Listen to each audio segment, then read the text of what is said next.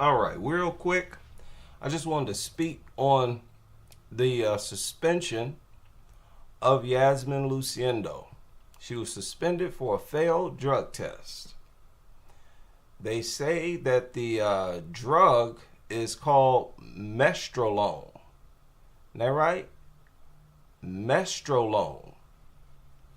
Now, her team claims that the positive test is the result of supplement contamination. Supplement contamination. And let me tell you, I believe it. I believe that over the idea that she was trying to dope. And I usually believe that it's contamination when these fighters come up positive. Because you do your own research, a lot of these supplements are in fact contaminated, some with the same drug that she tested positive for. Mestrolone is an anabolic androgenic steroid that has been found as an undeclared contaminant in various sports supplements, including whey protein products. Now, a lot of these Brazilians still live in Brazil. And you can imagine that they're using whey protein and all other types of supplements that we may have never even heard of here in the United States. Whey protein and other supplements that go by weird names. They got all types of products nowadays. And you never know what's in any of them. But you do your research, you'll find several of them are contaminated with these different steroids. And these fighters, they can't afford to have these supplements tested before they use them. Many of them are operating on pennies. They go down to the nearest supplement shop and get the cheapest protein, whey protein they got available, and they use it. Use whatever they can to get prepared for their next fight. Now, she had a fight scheduled for December. That means that right now she is training and taking supplements right now. And like I said, most of these fighters are broke. They're not using these top of the line supplements. They're using whatever they can get their hands on. And steroids generally are so expensive. It's like you got to be dumb to spend money on steroids, first of all, especially being broke like that. On top of that, to try to dope, knowing full well that you're in the testing pool. You're in the testing pool. You really think you're that slick that you can juice up on the side? Those athletes who knowingly use steroids, I believe, are almost always the higher level athletes. They got resources from somewhere. They're more highly educated on it. And even those people, it's like you got to be kind of crazy to try to do that when you're getting prepared for a fight. When they're preparing for a fight, again, her fight's scheduled for next month. You start to get tested more often. Why would she still be doping at a time like now? I just don't believe it. I believe that the majority of these positive tests, I believe actually does come from contamination of these supplements. I know for a fact that I have taken whey protein that has been contaminated before. Okay? And you got to imagine, some of these companies might put that stuff in the supplements on purpose. They might contaminate it on purpose. Why? To give the buyer better results so that they'll come back and get that product, so that they'll be a loyal customer. Be like, hey, I feel stronger when I take this whey protein. I can lift more. I can bench more when I'm on this whey protein. I'm going to stick with this. Well, the reason why you feel stronger and whatnot is because it's contaminated. Sometimes purposely contaminated. Okay?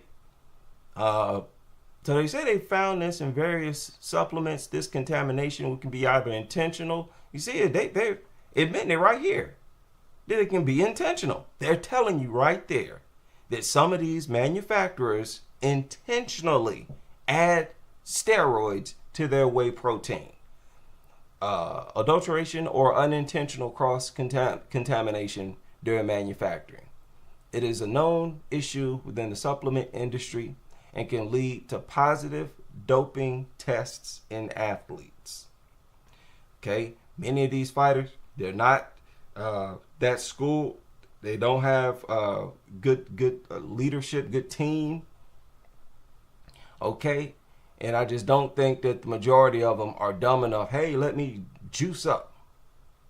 And looking at her body, she don't even look like the type that's, operating on steroids. She ain't built like like some of these other chicks who just look like tiny bodybuilders. She coming into the cage with love handles and all kind of stuff. So I don't know. It's possible, but this ain't just about Lucindo. This is for me with the majority of these, especially female athletes who get popped for this stuff. I think the majority of them also. Y'all remember when the testing first came, a bunch of these fighters started going downhill and lost a bunch of their muscle mass.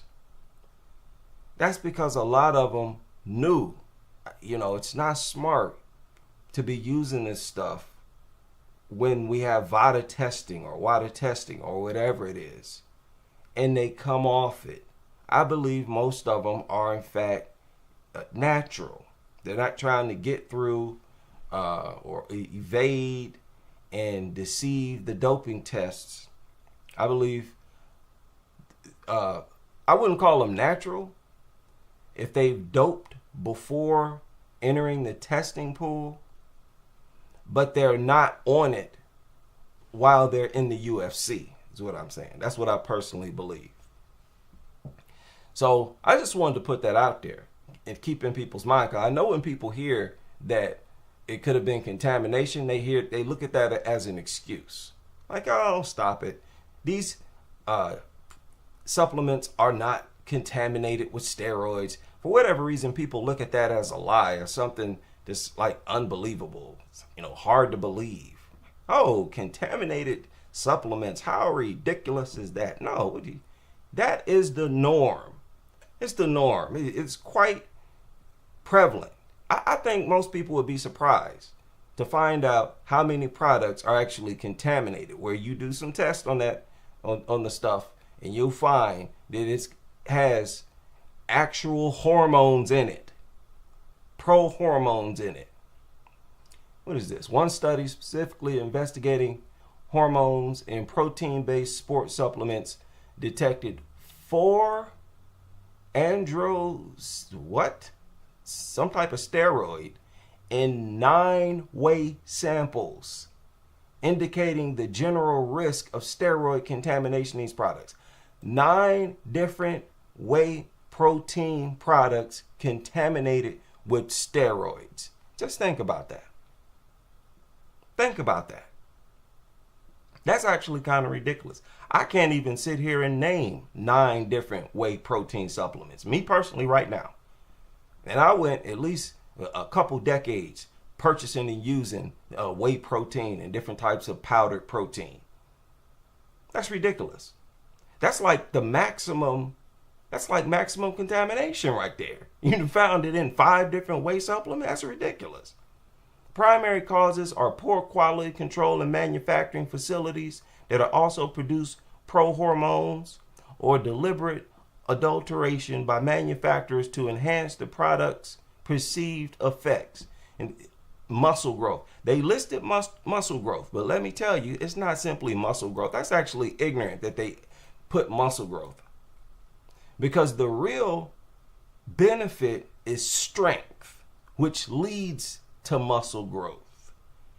What really blows you away by any particular product, those of you who are weightlifters, you know what I'm talking about, is whether or not it makes you strong or feel stronger. That's when you become addicted to a particular product.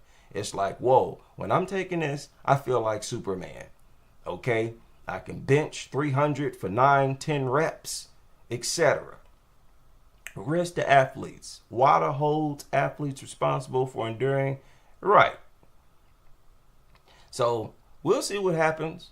But as of right now, her fight against Jillian Robertson is over.